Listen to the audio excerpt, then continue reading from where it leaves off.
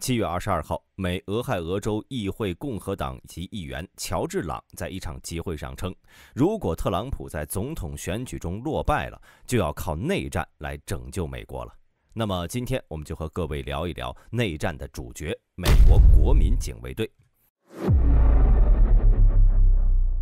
国民警卫队既然带上了民，就证明其不属于美国现役部队，而是属于美国预备役部队的一部分。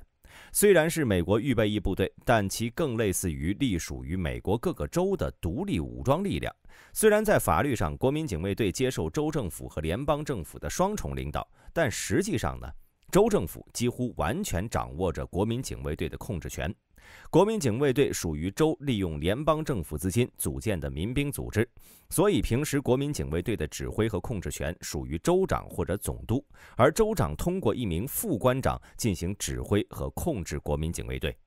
哥伦比亚特区属于一个特例，因为哥伦比亚特区呢由联邦政府直接管辖，所以哥伦比亚特区国民警卫队的指挥和控制权属于美国总统。而美国总统将权力下放给哥伦比亚特区国民警卫队的司令，因为州长呢是国民警卫队司令，所以他可以根据州法律的规定来调动国民警卫队，而调动期间的费用由州政府承担。根据这项授权，州长可以在自然灾害期间指挥和部署国民警卫队。例如2021年12月肯塔基州的龙卷风袭击之后呢，肯塔基州就调动了300名国民警卫队士兵展开搜救工作，清理道路，并且协助执法。而如果发生暴乱、内乱或者恐怖袭击等人为紧急情况时，州长也可以调动国民警卫队。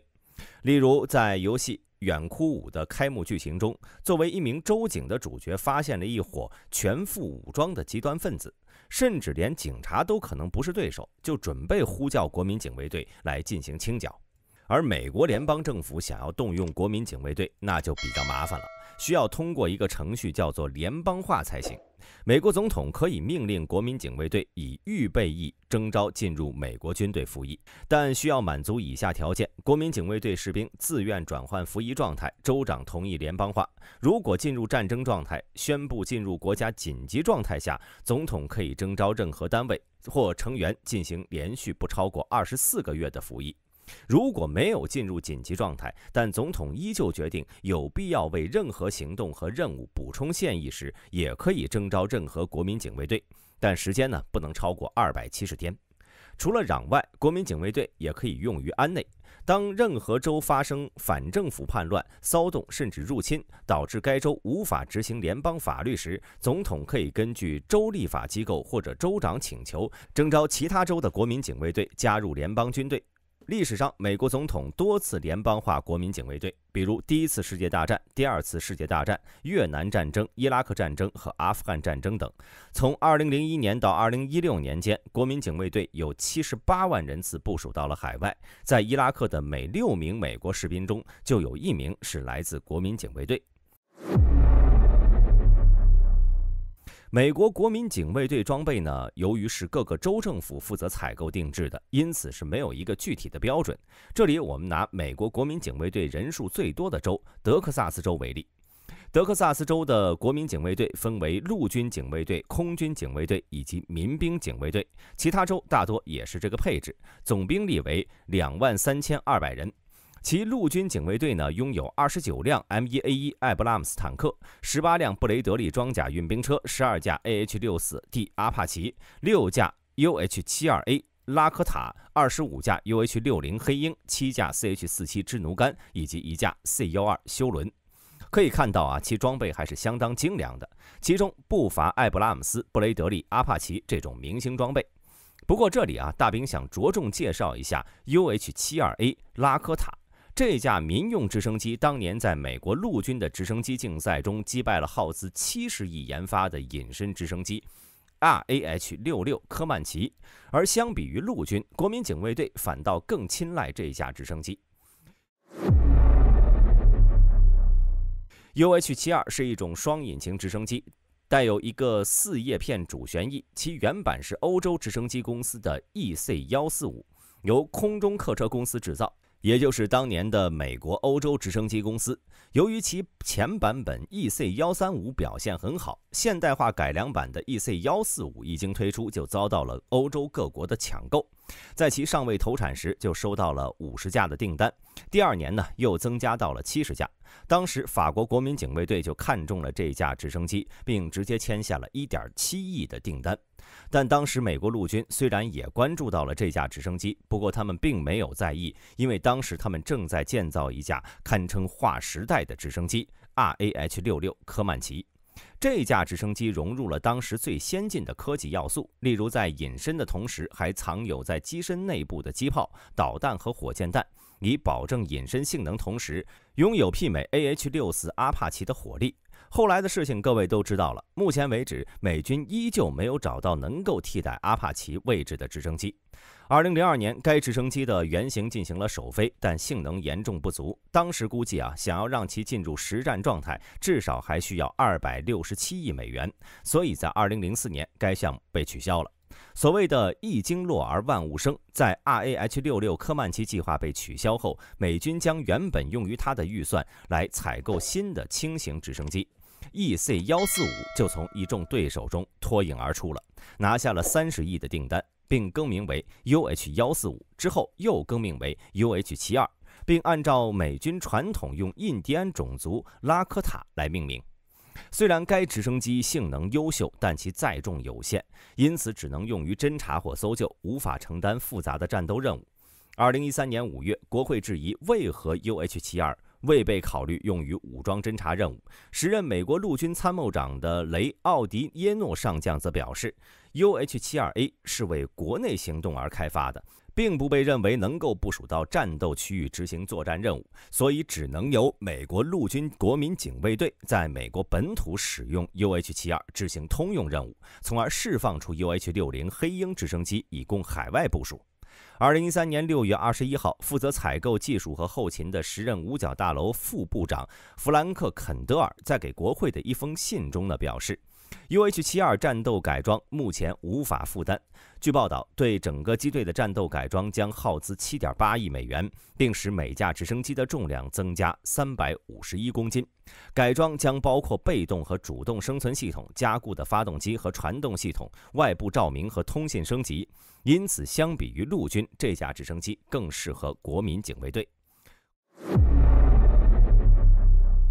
空中国民警卫队也称为空军警卫队，是美国空军的联邦军事预备役部队，也是美国各州，它与每个州、地区、联邦或领地的陆军国民警卫队组成了每个地区的国民警卫队，其指挥系统呢几乎和陆军相同。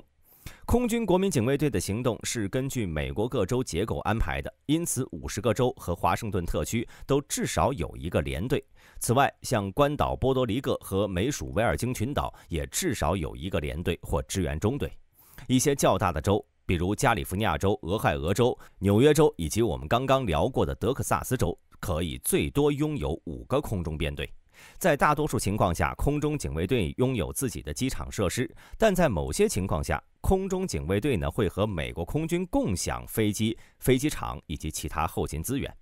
截止2019年9月30号，美国空军国民警卫队约有107100名男女在役，与空军预备役一样。大多数的空中警卫队成员每个月至少兼职服务1个周末，而和陆军不同，飞机的维护工作更加频繁，这意味着一部分空军警卫队成员是全职的，尤其是飞行员、导航员、作战系统军官、空战管理人员和机组成员。至于其装备和陆军一样，各个州之间的装备有所不同。我们还拿德克萨斯州来举例。德州空中警卫队拥有3个空中编队，分别是驻扎在德克萨斯州沃斯堡海军航空站联合预备役基地的第136空运联队，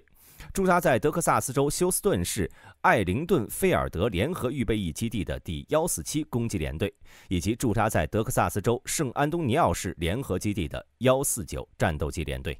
一个连队呢下属几个大队，以136空运连队为例，下属第136行动大队、第136特派团支柱小组、第136维修大队、第136医疗集团、第254战斗通信大队、第221战斗通信中队。而这3个连队中最有故事性的，应该就是第147攻击连队了。该部队中呢，不仅诞生了一位先是该州州长，后是美国总统的人，之后呢，还救了这位总统一命。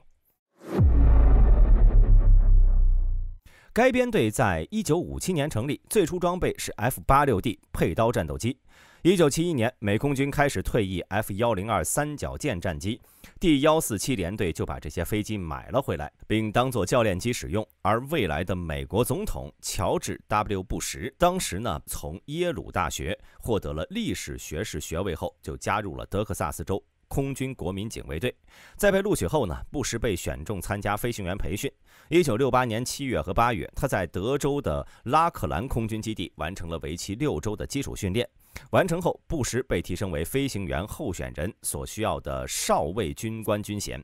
1968年11月到1969年11月，他在佐治亚州穆迪空军基地的飞行学校度过了第2年，最终在1970年6月从毕业计划培训。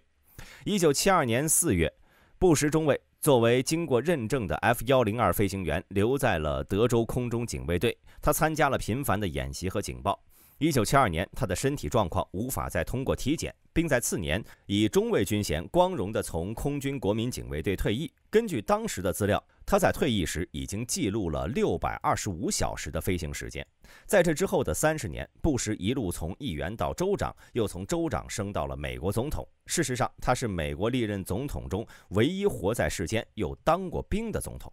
在2001年9月11号，面对突然袭击，美国国防部认为国家进入危险状态。当时正在学校里演讲的布什总统需要紧急撤离。147联队中的第111战斗机中队出动了4架飞机护送空军1号从佛罗里达州飞往内布拉斯加州路易斯安那州，最后呢，在同一天返回华盛顿特区。2005年8月，美国开启在全球的反恐行动，第147战斗机联队被部署到了伊拉克巴拉德空军基地，展开作战行动。他们在2个月时间里飞行了462架次和近1900小时，成为当时最优秀的空军部队之一。同时，该部队还保持着100%的出击率、100%的任务完成率以及100%的武器命中率，其履历堪称完美。2007年4月，第147战斗机联队再次部署到了伊拉克巴拉德空军基地，参加伊拉克战争。在这次部署中，该联队下属的第111战斗机中队执行了348架次的任务，外加6次无通知和4次短通知的近距离空中支援。有了解的观众或许知道，近空支援是一件非常复杂的事儿。为了避免误伤友军以及保证近空支援飞机的安全，在每次出击之前呢，飞行员都会得到非常多的信息，例如目标位、海拔目标描述、目标位置、标记方法、友军位置等等。联合终端控制员和前线航空协调员会根据这些规划一条航线。但在实战中呢，很多近空支援请求都是非常紧急的，地面部队可能已经被打得晕头转向了，只能知道个大概的位置，其他信息也不一定准确，基本要看飞行员的临场判断。但即便这样，该编队依旧完成了6次无通知的近空支援，并依旧保持着100%的命中率。随着2005年美国开始削减军队，第147联队也开始考虑把过于老旧的 F-16 Block 25退役。时任德州州长就认为 F-16 的维护费用过于高昂，并且德州空中警卫队没有足够的熟练飞行员来驾驶这些高难度的空优战机，不如将其更换为 MQ-1 捕食者无人机，在保持战力的同时呢，大大降低维护和培养飞行员的难度。第147联队虽然不太愿意，但也明白时代已经变了。于是，在2008年，该联队退役了最后2架战斗机，番号也从第147攻击联队变成了第147侦察联队。不过，在2017年7月28号，该部队又收获了1架 MQ-9死神无人机，并将联队名再次更改为第147攻击联队。虽然各州的空中国民警卫队装备不一，但其中最先进的应该是在2021年交付的 F-15EX。这是一种基于 F-15E 的重型多用途飞机，特点呢是在具有先进航电设备的同时，拥有极高的载弹量和航程。其有效载荷达到了13.5吨，拥有15个武器挂点。但大兵要说明一点啊，很多军事博主把 F-15EX 的有效载荷当成了实际武器载荷，说它能带着13.5吨的炸弹。这里大兵带各位想象一下，13.5吨约等于29762.41磅，能带14枚2000磅航弹。一架 F-15EX 要是能带14枚2000磅航弹，那世界上所有的非隐身轰炸机都可以退役了。在脱离实验室的环境下，武器造成的阻力对飞机平衡的影响都会对有效载荷产生变化。在实战之中，为了保障飞机的稳定性以及足够的航程，其实际载荷往往是要远低于理论有效载荷。大兵所能查到的 F-15EX 实飞最高载弹记录是同时挂载了12枚 AIM-9 麻雀空空导弹以及 AIM-120 空空导弹。这里大兵就按它全部携带 AIM-120 导弹来算，一枚120导弹重161公斤，12枚就是1932公斤。当然，这肯定不是其最大的有效武器载荷，但对比性能稍逊的苏35，宣称有效载荷8吨，是其平时载荷仅为1400公斤，应该也大差不差了。相比 F-16、F-22、F-35、F-15EX 的特点很明显，有点就是量大管饱，适合长时间高强度作战，不存在弹药不足问题。但缺点也很明显，就是生存能力远不如能够隐身的 F-35，同时其造价也相对昂贵。新数据显示 ，F-15EX 战机第二生产批次每架基本的价格呢约为9000万美元了。比 F-35A 的最新售价还高出了约750万。对于近年来屡次被削减预算的美国空军来说 ，F-15EX 并不划算，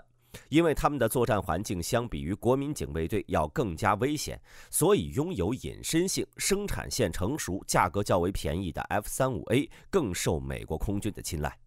目前已经有3个州的空中国民警卫队分别购买了 F-15EX， 是俄勒冈州的142D 战斗机联队、加州的144战斗机联队以及路易斯安那州的第159战斗机联队。